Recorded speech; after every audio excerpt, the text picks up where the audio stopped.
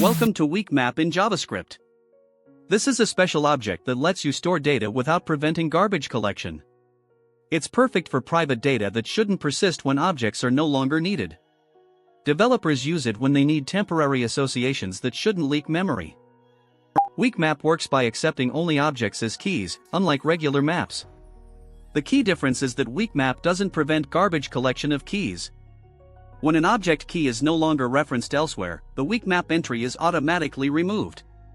Internally, it uses weak references, meaning it doesn't hold a strong reference to the keys, allowing the garbage collector to clean them up when appropriate.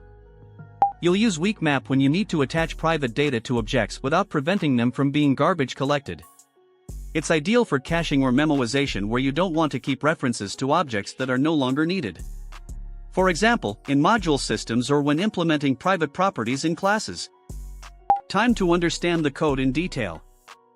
First, we create a new WeakMap instance. This initializes a new WeakMap object that will store key value pairs with weak references to the keys, allowing garbage collection when appropriate. Then, we create a simple empty object. This object will serve as our key in the WeakMap, demonstrating how WeakMap only accepts objects as keys.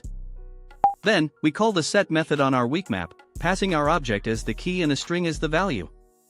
This stores the private data associated with the object without preventing it from being garbage collected. Then, we call the get method on our WeakMap, passing the same object as the key. This retrieves the value associated with that key, demonstrating how to access private data stored in a WeakMap. Finally, the output shows the string private data that we stored in the WeakMap.